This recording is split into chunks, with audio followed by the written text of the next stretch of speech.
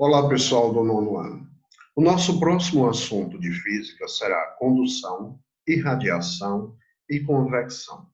Como vocês já devem ter, alguns já devem ter lido, está relacionado também à troca de calor, ou seja, a troca de energia, certo?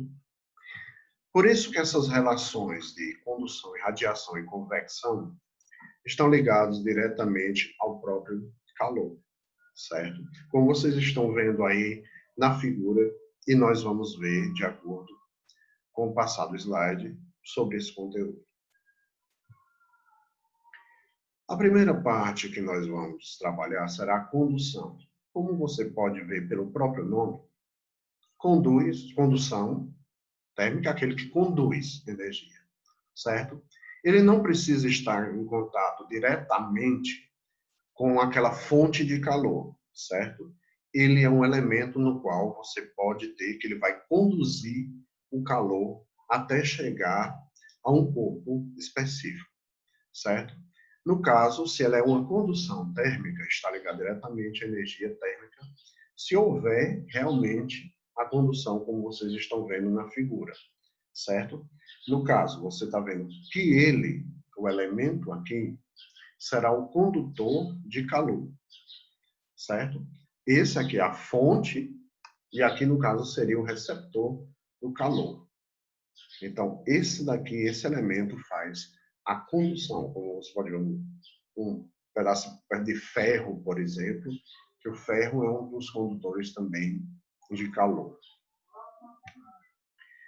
A convecção, certo?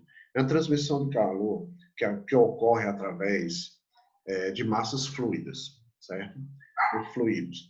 Ou seja, os líquidos em si, como vocês podem ver na figura, certo? Nesse caso da convecção, a panela está recebendo energia, certo? E no caso, a água dentro da panela está sofrendo assim, com a agitação de suas partículas.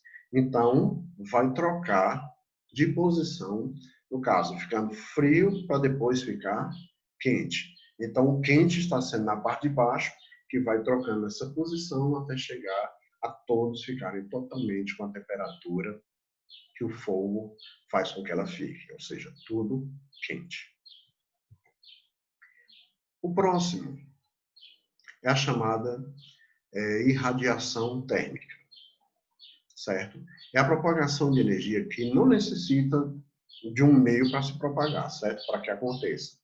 Pois ela se propaga através de ondas eletromagnéticas. Ou seja, se você pegar a questão do fogo em si no ambiente, não é o fogo que está lá em cima esquentando, são justamente as ondas, certo?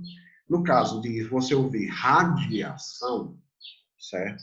A radiação, por exemplo, tipo dos raios solares, está ligada diretamente ao Sol, certo? E temos também, claro, elementos tipo os micro-ondas, por exemplo. A calorimetria é a parte da termologia que estuda a quantidade de calor recebida pelo corpo, certo? Que ela pode ser também perdida, certo?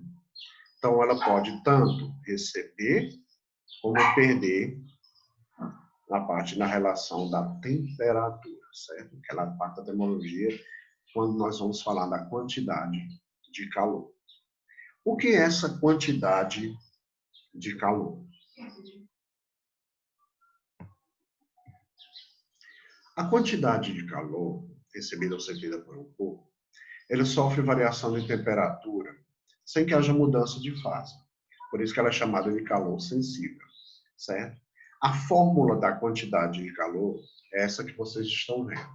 Q, que é a quantidade de calor, é igual a M, que é a massa que tem que ser em gramas. O Czinho, que é o calor específico, que é calorias por grama, graus Celsius, que é a temperatura. E a variação de temperatura, que é o ΔT, que é em graus Celsius. A variação de temperatura é a temperatura final menos a temperatura inicial. Então, quando falar em quantidade de calor, é claro que você pode também achar a massa, calor específico, até mesmo a temperatura nessa fórmula. Então, você pode seguir isso para achar também a chamada quantidade de calor, que é igual a M vezes C vezes T. Um bloco de cobre de 200 gramas sofre um aquecimento de 25 graus Celsius para 70 graus Celsius. Sabendo que o calor específico do cobre é igual a 0,093 calorias por grama graus Celsius, qual é a quantidade de calor recebida pelo bloco? Então, nós temos já a variação de temperatura, que ela aqueceu de 25 graus Celsius para 70 graus Celsius. Então, a variação de temperatura 70 menos 25 é igual a 45 graus Celsius. Então, essa variação de temperatura que você usou na questão é o que você vai usar no cálculo. Fórmula Q igual a M vezes C vezes ΔT, massa, calor específico e a variação de temperatura. Massa, 200 gramas, vezes o calor específico, que é 0,093, vezes o 45, que é o valor da temperatura que você vai usar na questão, certo? Que foi justamente a variação dada nessa questão.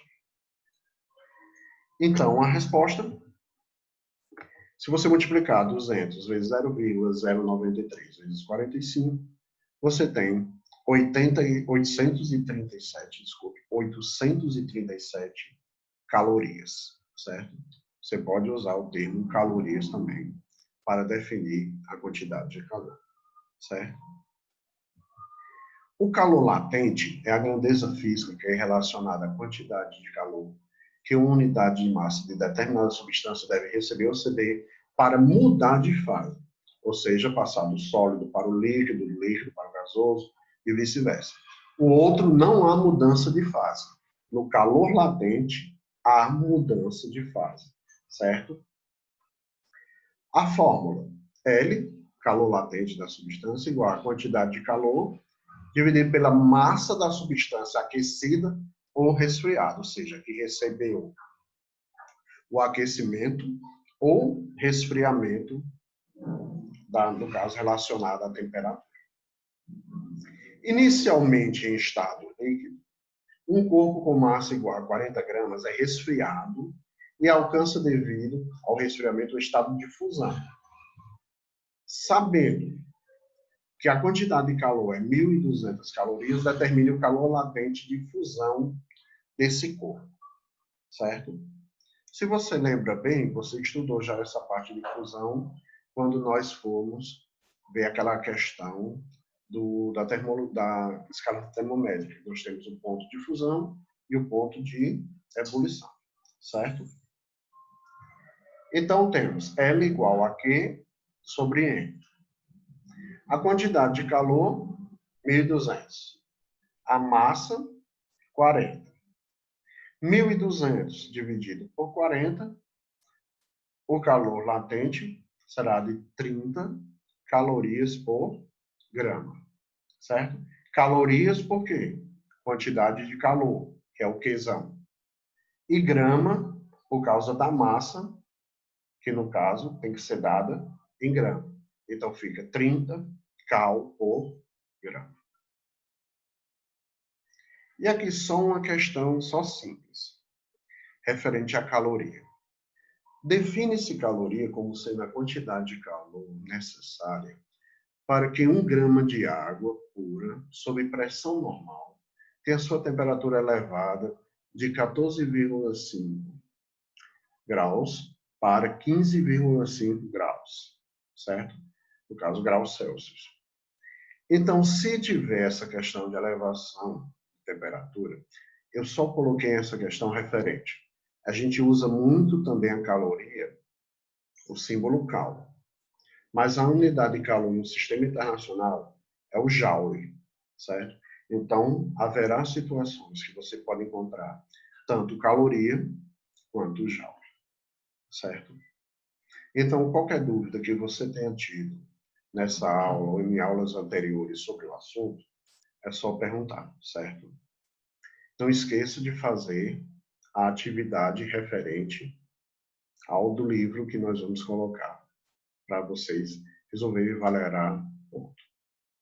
Bons estudos e até a próxima.